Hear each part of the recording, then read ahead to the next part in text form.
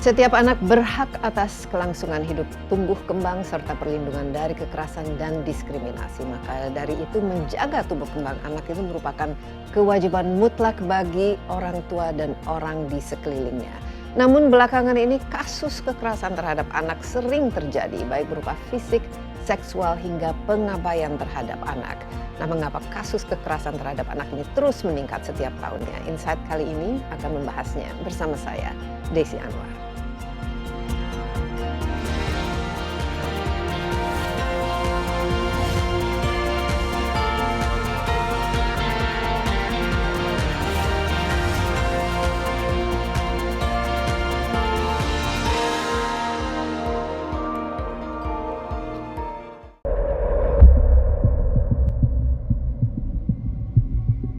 Berbagai kasus kekerasan seksual yang dialami anak-anak Indonesia sangat memprihatinkan. Menurut data Komisi Perlindungan Anak Indonesia, setidaknya dalam 3 tahun terakhir, posisinya selalu menjadi 3 teratas dalam data puncak pelanggaran hak anak.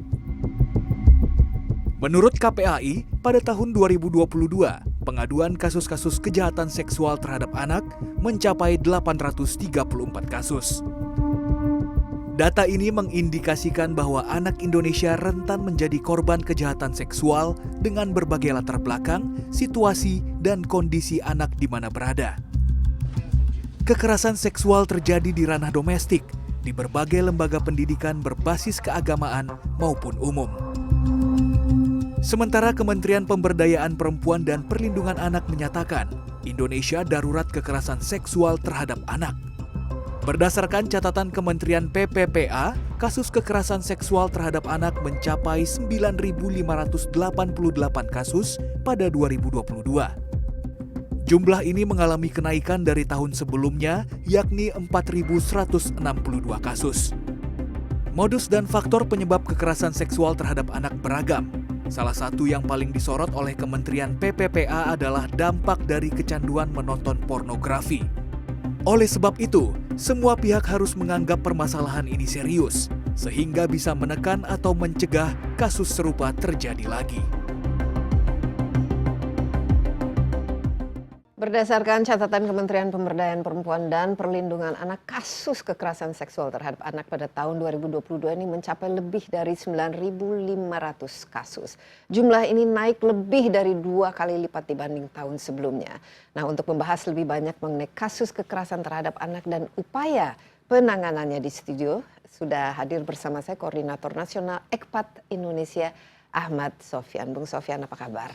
Alhamdulillah sehat, Mbak Desi. Iya, sehat selalu penting sehat ini. Selalu, ya. Ya, dan ini tentu saja episode yang merupakan salah satu yang menurut saya sangat penting, apalagi dalam rangka Hari Anak Nasional pada tanggal 23 Juli. Dan kalau kita lihat, akhir-akhir ini memang marak sekali ya berita-berita tentang kekerasan terhadap anak, pelecehan seksual, dan justru di tempat-tempat yang seharusnya anak-anak itu berasa nyaman.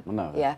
Nah, EKPAT ini menarik ini karena kalau tidak salah ini asalnya itu dari singkatan End Child Prostitution and Trafficking. Sekarang ada di Indonesia juga. Mungkin sebelum kita memasuki ke diskusi kita kali ini, apa ini sebenarnya EKPAT ini dan apa-apa saja fokus dari pekerjaan yang Sofyan lakukan? Ya, jadi EKPAT itu pertama kali berdiri itu adalah di Bangkok. Ya, ada seorang wisatawan dari Norwegia prihatin dengan kondisi anak-anak di tempat-tempat wisata di Thailand yang dijadikan objek prostitusi. Di negaranya itu adalah sebuah kejahatan jika seseorang membeli seks pada anak-anak. Tetapi di Thailand waktu itu, di tempat-tempat wisata. Ini kira-kira tahun berapa ya? Ini? Tahun 1993. 93 ya? Iya, 1993. Jadi 1993, John O'Brody namanya, itu sangat prihatin bersama istrinya yang sering traveling di banyak negara. Dia melihat kenapa ya di Thailand ini yang dijual itu selain objek wisatanya, tetapi juga yang dijual itu adalah anak-anaknya untuk menarik minat wisatawan datang ke tempat itu. Dan wisatawan dengan mungkin ya selera tertentu ya. Dengan selera tertentu. Pedofilia mungkin. Ya, gitu, bad tourism ya. Orang-orang berperjalanan tetapi sebetulnya untuk tujuan seksual. Meskipun ada juga sebagian wisatawan memang tujuannya bukan untuk seksual, tetapi dia menemukan anak-anak itu. Jadi ada kesempatan untuk mendapatkan seks pada anak-anak. Jadi dari situasi itulah lalu dia membentuk sebuah organisasi End Child Prostitution in Asia. Jadi awalnya ECPAT itu adalah singkatan daripada End Child Prostitution in Asia. Jadi dia ingin memberantas prostitusi anak di Asia tahun 1993. Kemudian ternyata apa yang dicanangkannya itu menarik minat untuk membentuk ECPAT di beberapa negara, termasuk juga Termasuk di Indonesia. Nah, Sofyan Ya. sendiri sudah sejak berapa lama ini menjadi Saya koordinator? ya 2003 itu termasuk salah satu menjadi founder dari ECPAT Indonesia 2003. 2003 ya, Ya, jadi saya sudah mulai 2003. 20 tahun ya sebenarnya Ya, betul, ini. Apa 20 waktu itu tahun. yang mencetus ya menjadi motivasi bagi Sofyan untuk Saya waktu itu diminta hadir dalam sebuah international conference 2001 di Yokohama. Ya, diundang oleh ECPAT International. Waktu itu di Indonesia belum ada ECPAT. Saya diundang untuk hadir sebagai salah satu observer tentang bagaimana melihat eksploitasi seksual secara global, dan saya juga diminta memberikan overview secara singkat bagaimana tentang eksploitasi seksual anak di Indonesia 2001. Dari situlah kemudian saya tergerak untuk bersama teman-teman aktivis anak lainnya untuk membentuk koalisi nasional penghapusan eksploitasi seksual anak pada tahun 2003.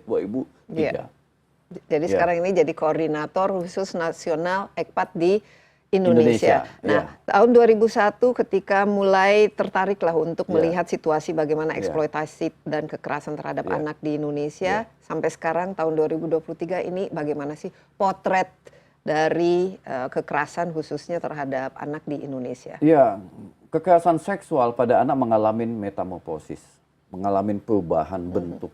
Kalau dulu kekerasan seksual itu langsung dilakukan kepada anak ya, face to face, langsung secara fisik, tanpa ada rasa khawatir, bisa dilakukan di mana saja. Ya. Mungkin sembunyi-sembunyi dan Iya. tidak diketahui Ya, orang jadi banyak. pelaku kebanyakan waktu itu malah orang yang tidak mengenal anak, ya, kemudian melakukan kekerasan seksual pada anak. Kemudian sekarang perubahan yang terjadi adalah pelaku kekerasan seksual itu malah banyak orang yang mengenal anak tersebut, yang dekat dengan anak tersebut. Contohnya? Contohnya misalnya dalam satu keluarga, pelakunya bisa jadi ayah angkat atau pamannya. Kemudian di lembaga pendidikan yang melakukan kekerasan seksual itu adalah gurunya. Di lembaga pelatihan olahraga yang melakukan kekerasan seksual itu adalah pelatihan olahraga, pelatih olahraga. Di pesantren yang melakukan adalah kiainya atau gurunya. Kemudian di lembaga-lembaga khusus, ya, apakah khusus bahasa Inggris atau khusus bahasa Jepang, pelakunya adalah si guru khusus tersebut. Apakah ada perbedaan secara esensial antara apa yang terjadi di Indonesia ataupun tren secara global, Bung Sofyan, mengenai pola kekerasan seksual terhadap anak ini? Di negara-negara yang sistem hukumnya sudah lebih bagus, ya, hampir mustahil mereka punya celah untuk melakukan kekerasan seksual, ya, yang sistem hukumnya bagus. Karena itu pelaku-pelaku kejahatan seksual ini akhirnya pindah, bermigrasi ke negara-negara yang sistem hukumnya, situasi budayanya, sosialnya tidak begitu rekat dalam melindungi anak-anak. Mereka datanglah bermigrasi, apakah sebagai traveler atau sebagai wisatawan atau sebagai orang yang memang punya misi-misi tertentu, misi kemanusiaan, tapi sebetulnya dia adalah child sex offender. Iya. Untuk masuk ke wilayah-wilayah yang tadi tuh sistem hukumnya lemah, penegakan hukumnya masih korup. Kemudian Contohnya negara-negara Indonesia termasuk Termasuk salah salah satu negara satunya, ini. Tapi Indonesia. negara-negara lain, Thailand misalnya masih, atau negara-negara yang mungkin hukumnya juga iya, tidak. kalau kita ambil lingkup ASEAN saja ya, yang masih menjadi sasaran kekerasan seksual dari pelaku-pelaku asing itu ada Indonesia salah satunya, ada Vietnam, ada Kamboja, ada Myanmar. Ini negara-negara yang tinggi kekerasan seksualnya di ASEAN. Thailand sudah lebih baik, ya, karena banyak kritik Ya. dan banyak organisasi internasional yang memberikan atensi kepada Thailand. Bukan berarti di sana tidak ada ya, tapi masih ada, tapi sudah lebih bagus sistem hukumnya. Di Malaysia, di Singapura juga lebih bagus, termasuk juga di Brunei jauh lebih bagus. Satu lagi, tetangga kita Timor Leste itu juga menjadi perhatian global karena angka kekerasan seksualnya juga tinggi. Apakah ini ada kaitannya dengan meningkatnya child trafficking juga? Karena kan sekarang seperti kita ketahui trafficking, human trafficking termasuk child trafficking semakin lama kan semakin meningkat menjadi semacam kejahatan internasional lah. Ada kaitannya dengan peningkatan dari jumlah kasus kekerasan ini atau ini dua hal yang berbeda? Iya, child trafficking itu memang terutama untuk tujuan seksual ya, child trafficking for sexual purposes itu memang ada perpindahan anak dari tempat-tempat tertentu ke di mana wisatawan banyak di tempat itu. Oke, nah kalau dari segi profil gender ya dalam kekerasan ini datanya, apakah ada perbedaan antara jumlah misalnya anak perempuan dan anak laki? Kalau catatan ECPAT itu memang yang paling besar itu adalah anak perempuan, sekitar 78%. Itu perempuan yang menjadi korban ya untuk eksploitasi dan menjadi korban kekerasan seksual 78%. 78%. Ya, selebihnya adalah anak laki-laki. Jadi anak laki-laki itu ternyata juga mengalami tren ya. Jadi ada istilah kami, istilah global yang juga kita pakai di Indonesia adalah boys prostitution. Anak laki-laki yang dijadikan prostitusi. Kalau dulu asumsi kita yang dijadikan prostitusi itu adalah anak perempuan. Anak perempuan ya. Sekarang tidak. ECPAT menemukan sekitar 10 hingga 12% dalam permintaan seks anak, ya itu adalah anak laki-laki. Iya. Kalau dari segi usia, profilnya kira-kira yang dijadikan korban rata-rata usia? Kalau untuk anak perempuan itu 16-14.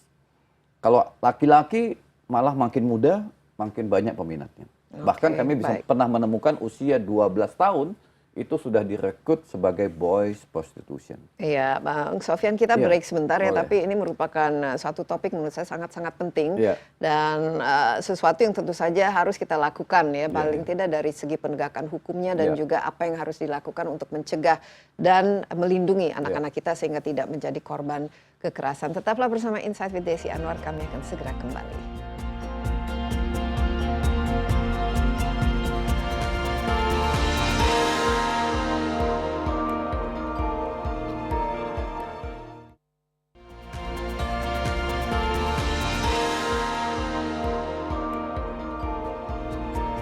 Anda masih bersama Insight with Desi Anwar, saya ditemani Koordinator Nasional ECPAT Indonesia, Ahmad Sofyan. Topik kita ini kali ini berkaitan dengan Hari Anak Nasional yang jatuh pada tanggal 23 Juli. Dan kalau tidak salah, tema untuk Hari Anak Nasional tahun ini adalah Anak Terlindungi Indonesia Maju. Tentu saja memang yang namanya anak itu harus dilindungi. Anak itu adalah masa depan kita semua dan kalau anak tidak bisa tumbuh kembang dengan sehat, dengan merasa aman, tentu saja mereka akan menjadi individu-individu yang penuh dengan tantangan dan masalah ya. Nah di Indonesia sendiri ini ada angka yang menarik bagi saya tapi juga mengkhawatirkan. Dari tahun ke tahun ternyata jumlah korban kasus kekerasan terhadap anak Indonesia itu semakin meningkat. Tahun 2020 11 ribuan, 2021 14 ribuan, 2022 16 ribuan dan khusus untuk tahun 2022 yang lalu dari semua macam-macam kekerasan yang terjadi pada anak, misalnya ada fisik, psikis, seksual, eksploitasi, trafficking,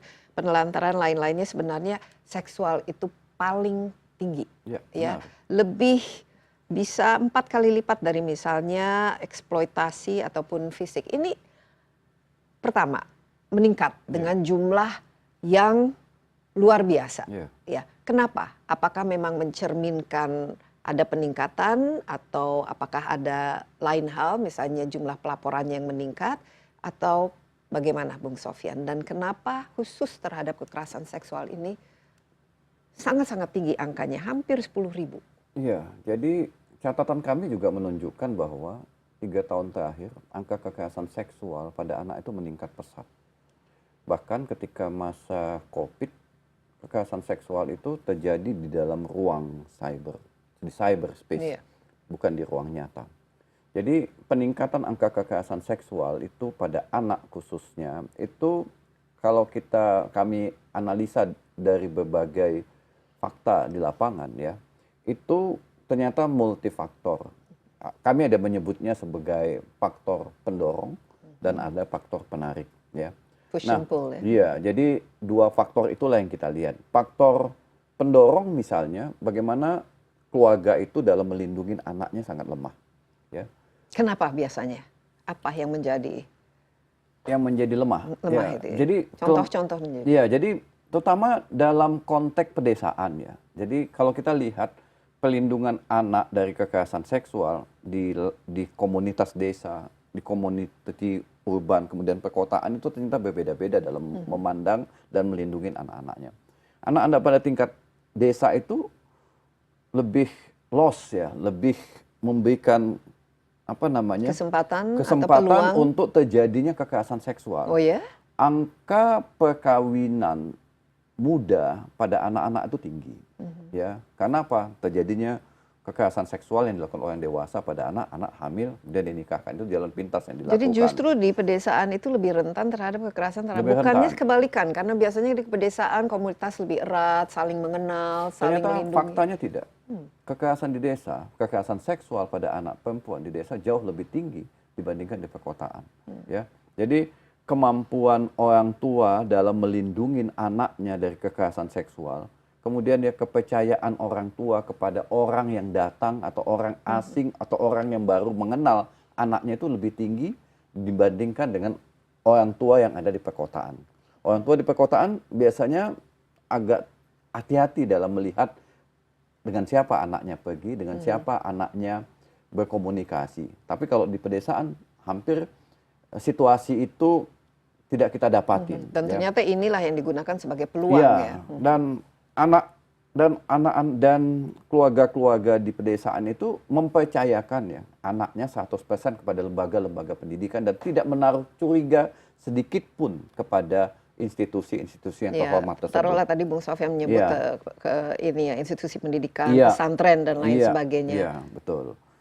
Jadi kemudian juga ketika ada kerabat yang tinggal di dalam rumah, ya itu juga dianggap sebagai bagian daripada keluarga yang tidak diyakinin akan melakukan kekerasan seksual pada anaknya, anak perempuannya di dalam rumah tersebut.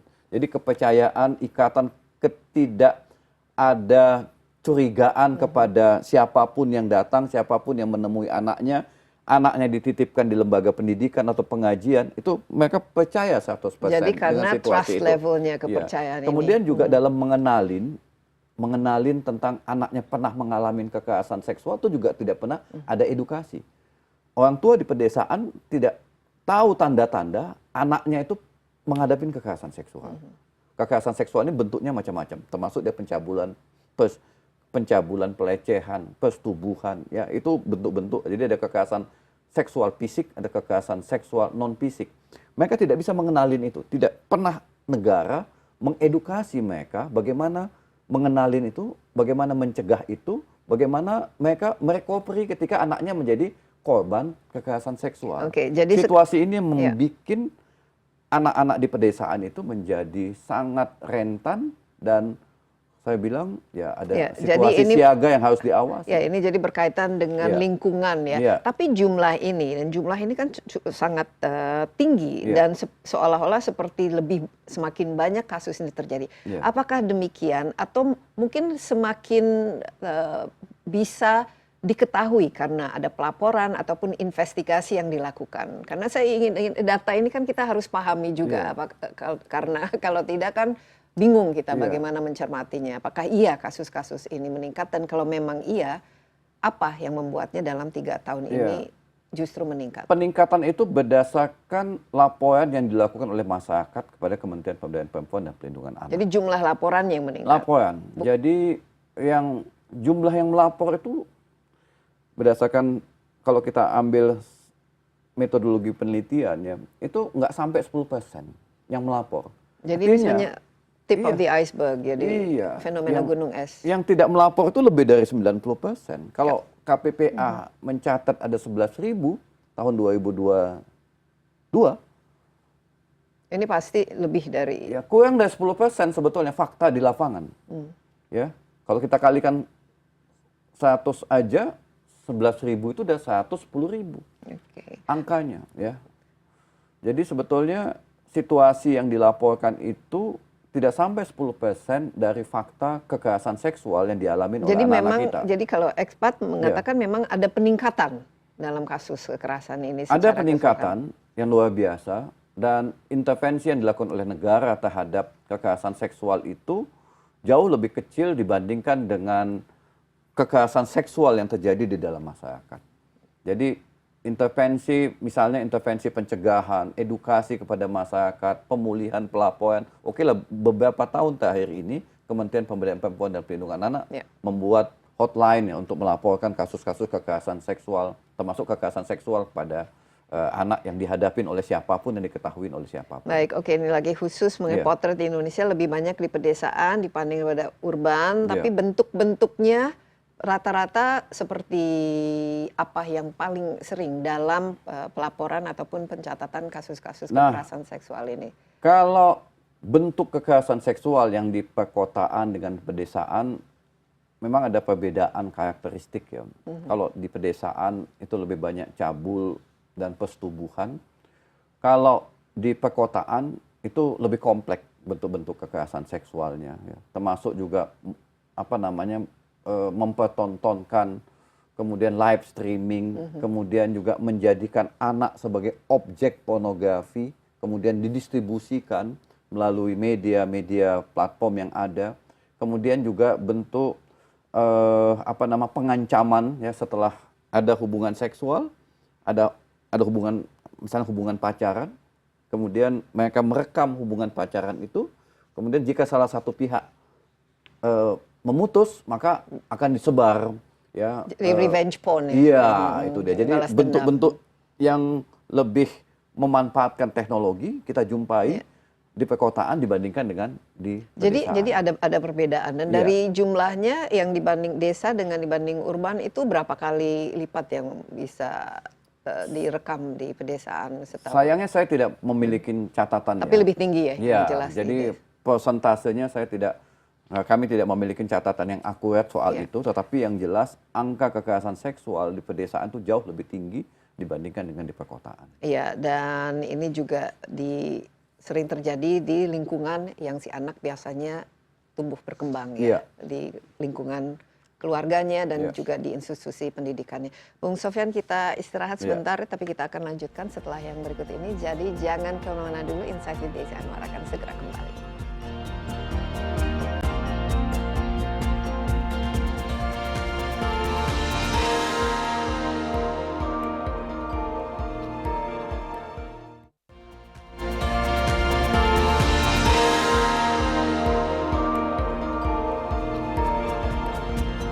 Kembali bersama Insight with Desi Anwar dalam rangka Hari Anak Nasional pada tanggal 23 Juli. Topik kita kali ini mengenai khususnya perlindungan terhadap anak. Saya ditemani oleh Koordinator Nasional EKPAT Indonesia, Ahmad Sofyan. Tadi menarik sekali ya, profil di Indonesia mengenai kekerasan yang terjadi kepada anak. Dan ternyata 3 tahun terakhir ini jumlah kekerasan yang dialami oleh anak-anak meningkat, tapi yang lebih mengkhawatirkan lagi itu adalah kekerasan yang bentuknya kekerasan seksual. Nah, tentu saja ini merupakan sesuatu bisa dianggap sudah tahap krisiskah, Bung Sofyan, dalam fenomena yang terjadi ini dengan jumlahnya yang meningkat begitu pesat. Bagaimana, Bung Sofyan, ini?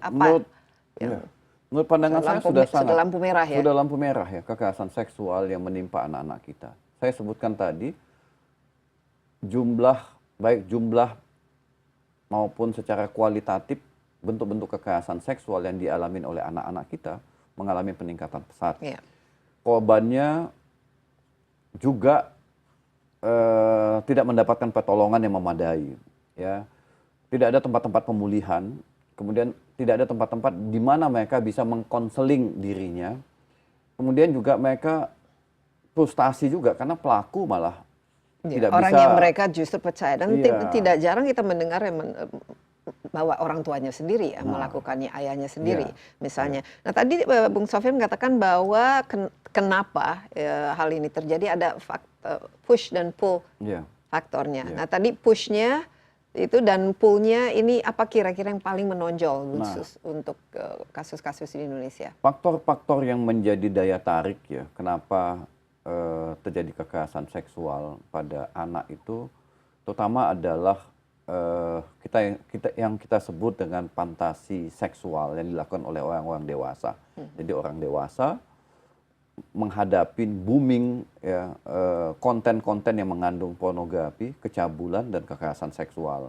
Jadi faktor itu yang menyebabkan ada perubahan perilaku dari orang dewasa untuk melakukan kekerasan seksual pada anak-anak. Dan ini secara data, secara statistik ada perubahan perilaku ini? Atau mereka dari awalnya memang sudah kecenderungannya pedofil? Ada dua bentuk ya pelaku kejahatan seksual yang disebut dengan preferensial. Itu memang sejak awal orientasi seksual mereka adalah pada anak-anak. Yang kedua adalah situasional. Situasional ini jumlahnya lebih banyak. Artinya situasional, ketika mereka mudah menemukan anak-anak untuk dijadikan objek seksual, maka mereka menjadi child sex offender. Kalau preferensial, yang disebutkan Mbak Desi tadi, memang fantasi seksual mereka, kepuasan seksual mereka hanya pada anak-anak. Ini salah satunya disebut dengan pedofil. Jadi pedofil itu memang memiliki kelainan fantasi seksual, kelainan jiwa kalau menurut ahli kedokteran, sehingga dia menyukai anak-anak. Kebutuhan seksualnya baru terpenuhi jika melakukan hubungan seksual dengan anak-anak. Nah, yang situasional ini seberapa jauh lebih besar atau lebih tinggi angkanya dibanding dengan yang preferensial? Berdasarkan hasil riset ya, yang pelaku preferensial ini nggak sampai 10%. Jadi yang preferensial ini kecil jumlahnya, tetapi korbannya banyak. Misalnya satu pelaku itu pasti akan menyasar banyak korban. Kenapa? Dia memang punya orientasi seks pada anak-anak. Seorang pedofil tidak akan terpuaskan kebutuhan seksualnya kepada orang dewasa. Pasti dia akan mencari anak-anak terus. Dan sayangnya di Indonesia penghukuman kepada mereka tidak melalui mekanisme yang benar. Harusnya kan mereka dipulihkan, disembuhkan, baru menjalani hukuman. Tapi di hukuman yang berat, nggak ada gunanya juga untuk mereka. Jadi pedofil ini kadang-kadang mereka memilih lembaga-lembaga pendidikan.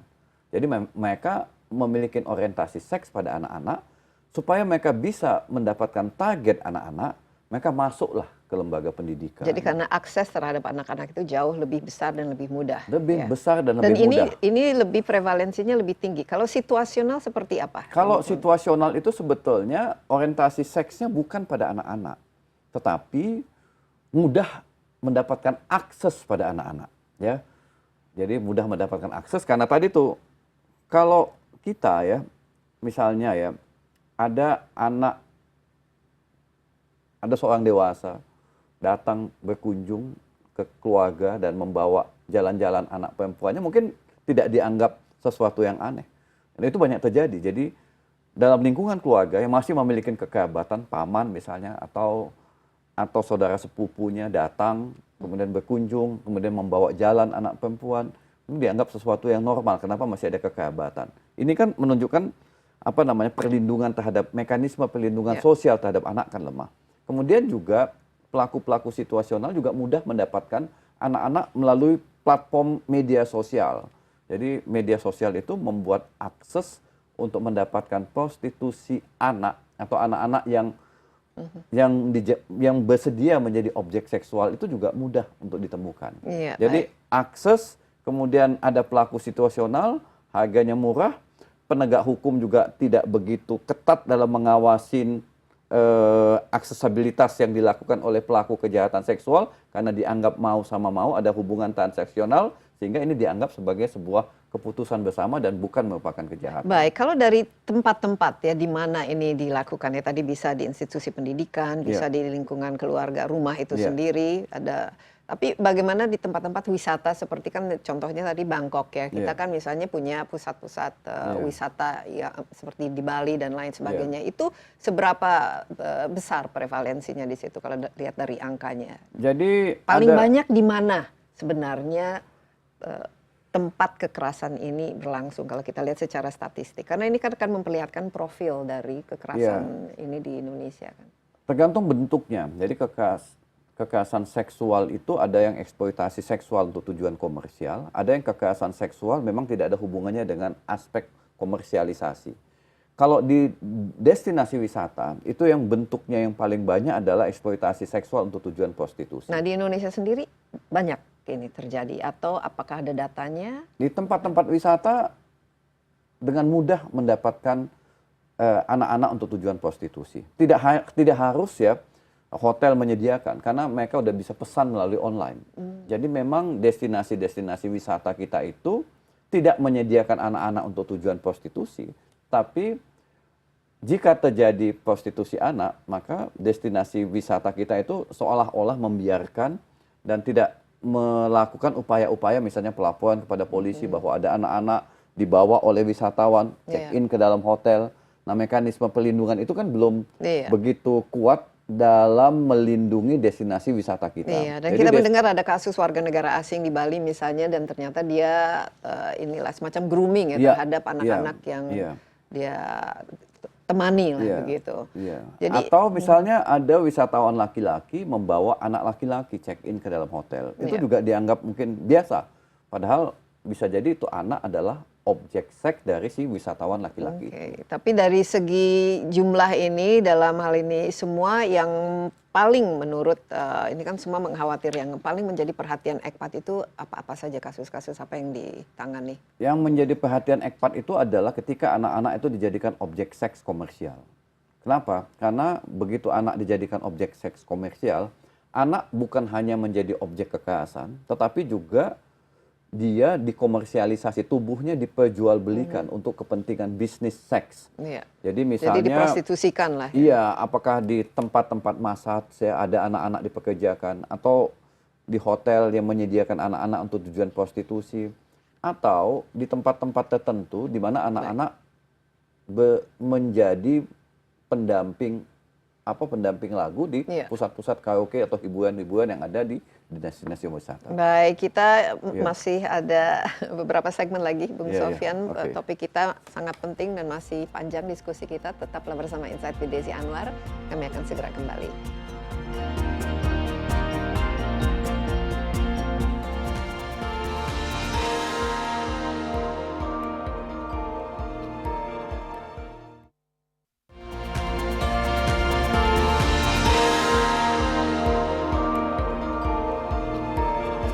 Masih bersama Insight with Desi Anwar, saya masih ditemani Koordinator Nasional ECPAT Indonesia Ahmad Sofyan. Kita berbicara mengenai bagaimana melindungi ya anak-anak Indonesia, khususnya dari kekerasan dan kekerasan seksual yang angkanya dari tahun ke tahun semakin meningkat. Tentu saja ada pengaruh juga ya dari cyber, ya dunia maya. Ini seberapa besar peningkatan kekerasan seksual yang memang dipicu oleh keberadaan internet ini, dunia maya ini, akses terhadap media sosial dan juga terhadap ya sekarang pelanggaran-pelanggaran atau kejahatan cyber yang berlangsung.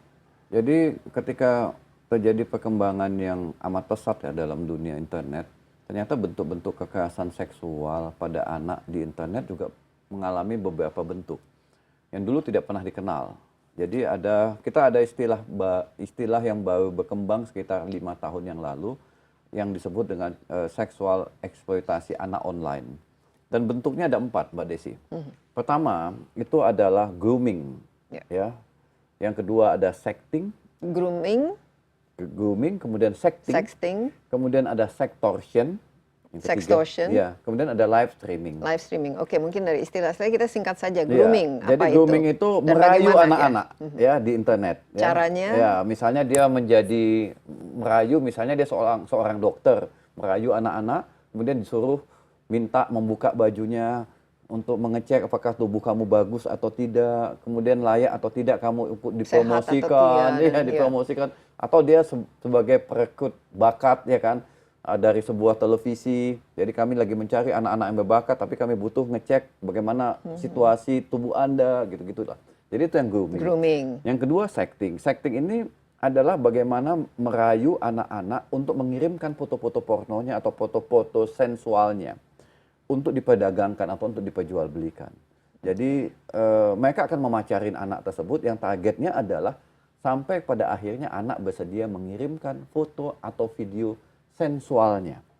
Berbagai cara mereka lakukan, bisa berbulan-bulan untuk bisa mendapatkan itu. Tapi nggak ada masalah. Kadang-kadang mereka memberikan fasilitas pada anak supaya mau akhirnya mengirimkan foto-foto. Kemudian sextortion. Sextortion ini adalah pemerasan seksual. Begitu foto, video dikirimkan, maka si anak akan diperas dan diancam.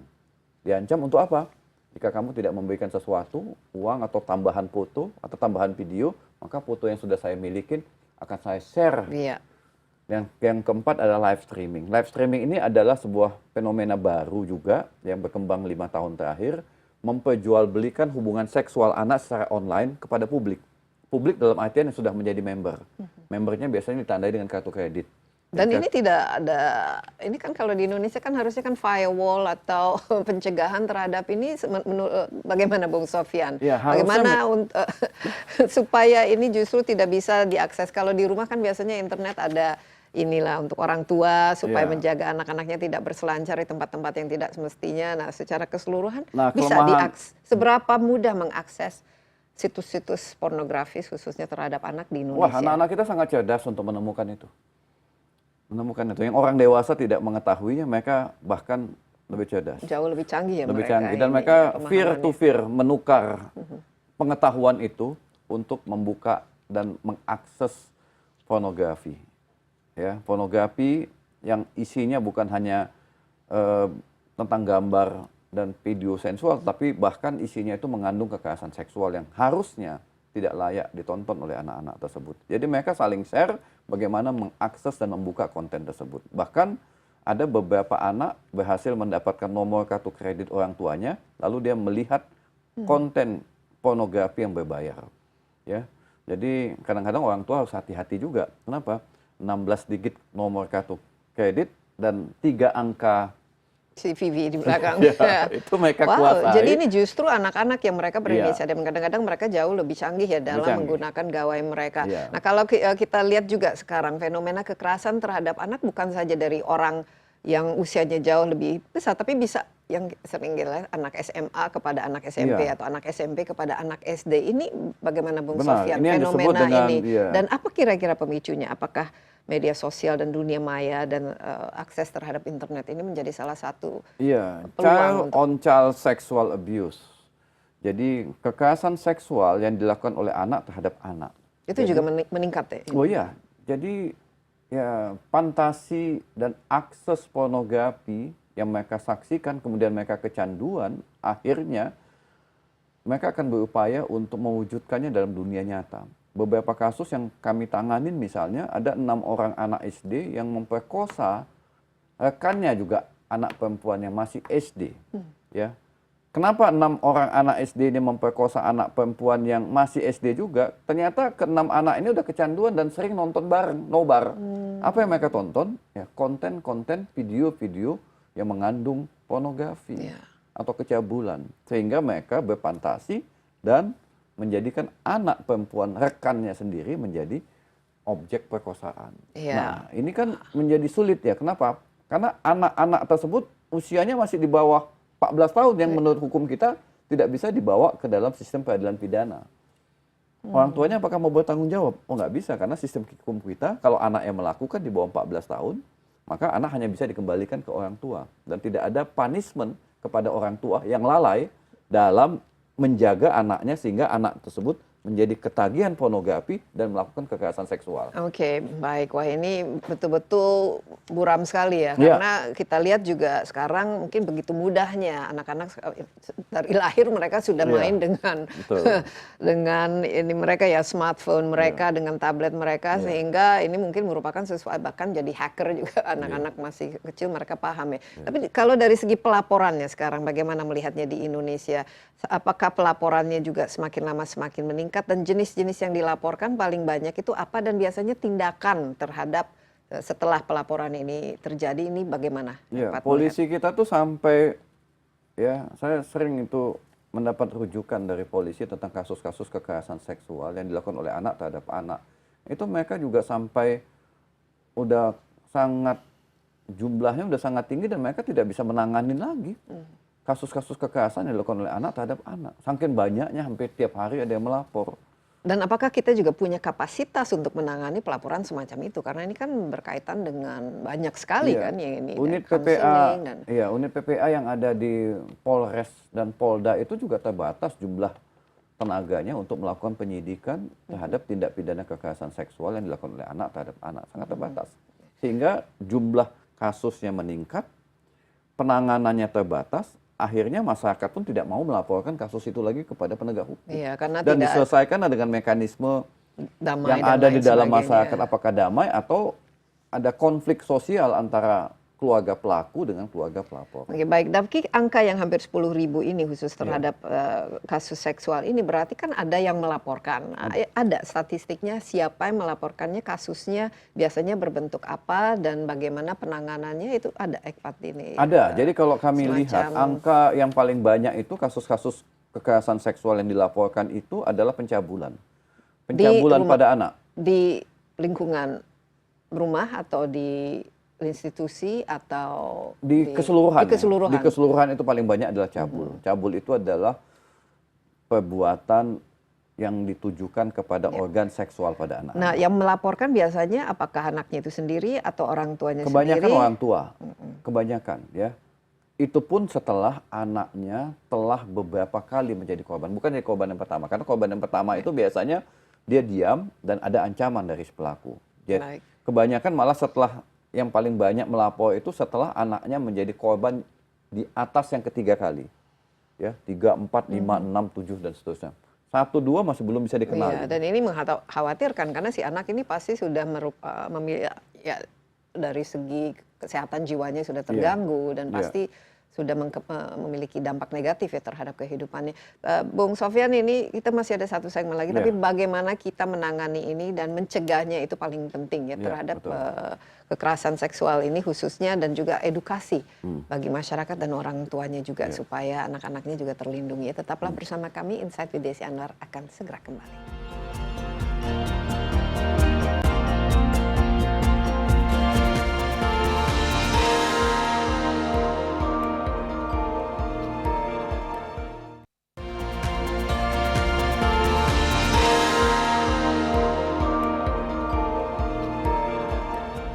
Masih bersama Insight with Desi Anwar, saya ditemani Koordinator Nasional Ekpat Indonesia Ahmad Sofyan. Ekpat ini merupakan suatu lembaga ya, LSM jaringan nasional yang khusus untuk melihat bagaimana kejahatan, menghapus kejahatan khususnya kekerasan terhadap anak, termasuk ke eksploitasi seksual dan juga trafficking dan lain sebagainya. Nah, Bung Sofyan, kita sudah melihat ini sangat-sangat mengerikan ya. Tapi yang harus kita tanyakan sekarang ini bagaimana? Orang tua bagaimana, pendidik, guru bagaimana, masyarakat bagaimana, karena anak-anak memang mereka harusnya dilindungi, bukan dieksploitasi, bukan kita menjadikan objek kekerasan. Dari segi pelaporannya, dari segi pencegahannya, apa yang harus dilakukan? Nah, pencegahan itu kita harus punya kebijakan pelindungan anak di lembaga-lembaga pendidikan, agama atau non-agama, ya. Bagaimana SOP merekrut seorang guru, ya, apakah guru ngaji, kalau perlu mereka perlu ada tes rekam jejak mereka sebelum mereka diangkat sebagai guru atau guru ngaji atau sebagai pengajar di pesantren atau pelatih olahraga atau guru-guru di lembaga-lembaga khusus. Jadi rekam jejak mereka penting untuk ditelusurin. Kemudian apakah mereka juga termasuk dalam kategori pelaku preferensial atau situasional, sehingga begitu ini bisa dilacak, diidentifikasi, mereka segera tidak dibolehkan untuk mengajar. Atau ada sertifikasi, itu yang disebut dengan kebijakan pelindungan. Ada screening. Jadi screening ini perlu. Tapi selama ini jadi tidak pernah dilakukan. Tidak pernah ada screening. Dan guru-guru yang sudah mengajar juga tidak pernah di screening lagi. Apakah mereka punya orientasi seks pada anak-anak atau tidak. Kita temukan banyak kasus-kasus ya yang dimana korbannya banyak baru akhirnya terbongkar. Kalau korbannya 1, 2 mungkin tidak terbongkar. Dan harus ditunggu kalau sampai terbongkar jadi Kementerian dulu. Pendidikan dan Kementerian Pendidikan, Kebudayaan dan Kementerian Agama harus membuat kebijakan pelindungan anak di lembaga-lembaga pendidikan itu. Apalagi? Yang kedua, perbanyak hotline. Ya, hotline. Iya, dan petugas hotline-nya harus cepat dan responsif dalam menangani pelaporan-pelaporan tersebut. Bukan malah hanya mengkonseling, tapi tidak melakukan follow up yang konkret terhadap orang yang melaporkan itu. Jadi hotline itu kalau bisa sampai ke tingkat desa dan free, jangan dikenakan beban biaya. Kalau sekarang ini hotline-nya apa saja yang tersedia? Yang baru ada itu setahu saya ada SAPA 129 di bawah Kementerian Pemberdayaan Perempuan dan Pelindungan Anak. Itu SAPA 129 untuk anak dan untuk perempuan. Dan itu masih terbatas jangkauannya dan masih terbatas juga dalam merespon kasus-kasus kekerasan yang melapor ke SAPA 129 tersebut. Oke, tapi sudah ada lah SAPA. Tapi paling harus sudah diperbanyak. ada. Jadi Bu Menteri harus memperbanyak ini dan memberikan akses yang luas kepada masyarakat untuk melapor dan petugasnya juga cepat merespon. Iya, dan memberikan kenyamanan bagi orang melaporkan. Justru dalam kasus-kasus ini kan pada takut, tidak ingin melapor, malu dan lain sebagainya. Apalagi kalau anak-anak mereka tidak paham ya. Apalagi pencegahan, apalagi dari segi edukasi untuk orang tua dan anaknya itu sendiri. Edukasi kepada orang tua di pedesaan menurut saya penting ya. Itu jangan hanya melalui selebaran pamflet. Kalau perlu pemerintah tuh datang ke desa-desa memberikan edukasi, pelatihan. Kalau perlu ada menyiapkan kader, ditempatkan di beberapa desa atau di beberapa kecamatan yang mereka juga sebagai konselor ketika ditemukan kasus-kasus kekerasan seksual. Jadi orang-orang desa itu kan agak sungkan datang ke kantor polisi, tapi kalau ada konselor yang memang diberikan akses mudah kepada mereka untuk bertemu, barangkali itu juga penting ya, mengedukasi sehingga kekerasan seksual di tingkat pedesaan itu bisa dieliminasi. Kemudian berikutnya adalah platform ini harus juga diawasin oleh Kominfo. Karena platform juga menjadi penyedia bisnis seks pada anak, dan platform juga banyak yang tidak ramah pada anak. Sehingga anak-anak akhirnya bisa mengakses dan bisa melihat konten-konten yang membahayakan bagi dirinya dan masa depannya. Jadi menurut saya malah perlu ada menciptakan smartphone for child ya. Jadi orang tua tidak perlu khawatir ketika menyerahkan sebuah smartphone, karena smartphone itu tidak bisa mengakses konten-konten yang membahayakan bagi dirinya. Mungkin hanya untuk yang hal-hal terbatas seperti menelpon orang tua dan lain sebagainya. Tapi Ekpat sendiri apa yang dilakukan untuk penyuluhan terhadap pencegahan ini? Kami sudah mengembangkan literasi digital ya untuk anak-anak di pedesaan. Bahkan tahun lalu sudah menjangkau lebih kurang 15.000 anak tentang bagaimana menggunakan teknologi itu dengan baik, dan kalau mereka menjadi korban kekerasan seksual, saluran yang kami berikan juga ada, dan bahkan kita juga memberikan pendampingan terhadap orang tua ketika menemukan anaknya mulai berketagihan ketagihan gawai, dan memberikan edukasi kepada orang tua bagaimana mengenalin anaknya tersebut telah kecanduan konten-konten yang membahayakan. Jadi sampai kepada tahap itu, dan program ini juga masih berlanjut hingga saat ini. Bagaimana dengan edukasi terhadap anak-anak itu sendiri, apalagi yang sangat rentan ya untuk menjaga dirinya atau mengenali, misalnya kalau mereka di-groom, mereka diancam dan lain sebagainya. Karena biasanya ini kan terjadi tanpa orang mengetahui.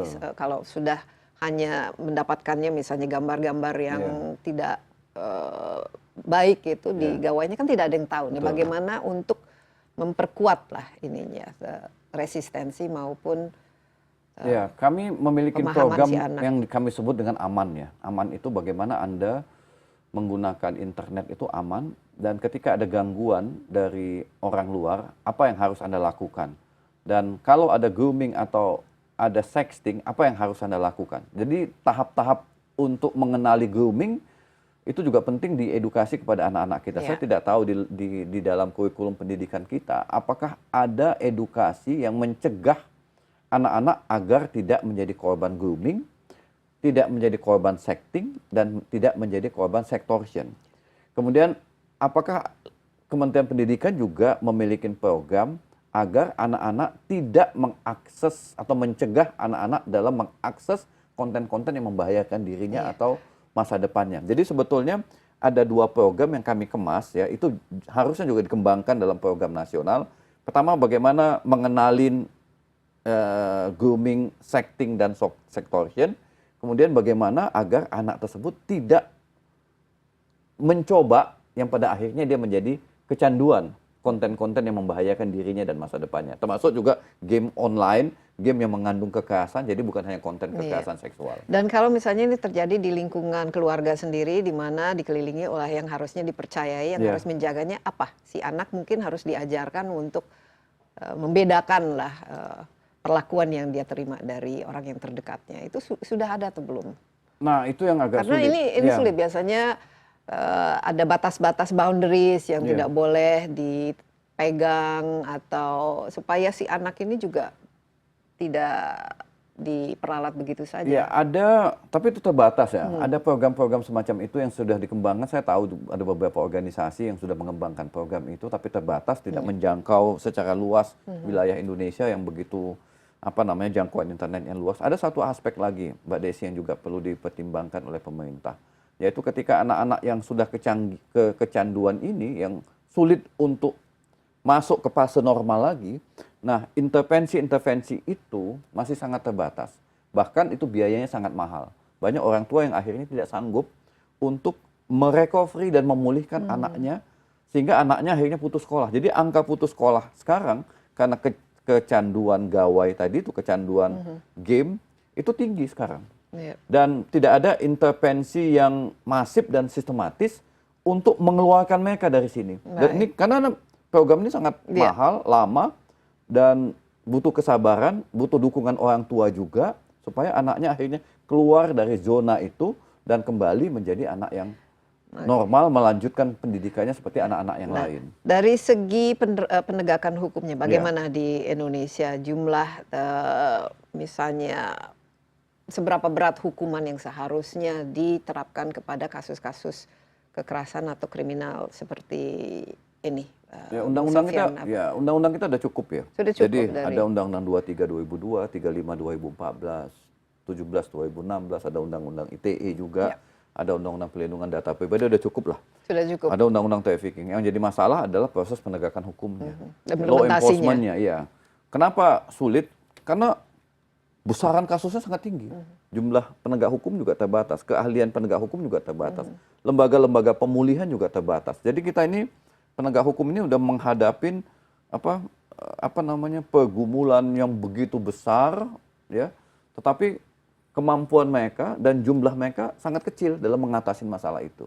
Jadi memang situasi kekerasan seksual yang dihadapin oleh anak-anak kita ini agak lama selesainya jika tidak semua kementerian turun tangan untuk mengatasi masalah ini. Oke, mungkin yang terakhir, apa kira-kira ya yang perlu dikerjakan oleh ECPAT dan aspirasinya untuk mencegah ini semua, menangani ini semua dengan baik ke depan supaya angka ini bukannya semakin meningkat tapi menurun di masa depan, Bung Sofyan? Ya, untuk bisa menurunkan angka kekerasan seksual pada anak di masa depan, yang pertama itu adalah program-program edukasi yang langsung menyasar kepada anak-anak yang rentan. Jadi mengidentifikasi anak-anak yang rentan. Jadi program edukasinya kepada mereka, bukan kepada keseluruhannya, walaupun keseluruhan juga penting.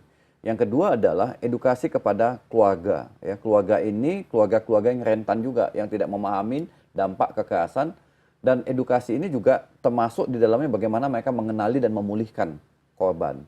Kemudian yang ketiga tentu adalah ada kebijakan yang khusus kepada industri teknologi. Jadi industri teknologi juga harus diperketat dalam untuk memastikan bahwa anak-anak tidak mengakses secara bebas konten-konten yang membahayakan dirinya dan masa depannya. Kemudian juga ada proses penegakan hukum yang tegas ya kepada pelaku-pelaku kejahatan seksual. Meskipun jumlahnya banyak menurut saya, tetap aja polisi itu, pengadilan itu memberikan hukuman yang sesuai dengan undang-undang yang berlaku saat ini. Dan yang terakhir menurut saya, proses pemulihan pada anak-anak yang saat ini menjadi korban, itu juga harus jadi perhatian. Saya melihat bahwa anak-anak yang menjadi korban itu seolah-olah dibiarkan oleh negara. Tidak ada intervensi yang khusus kepada mereka.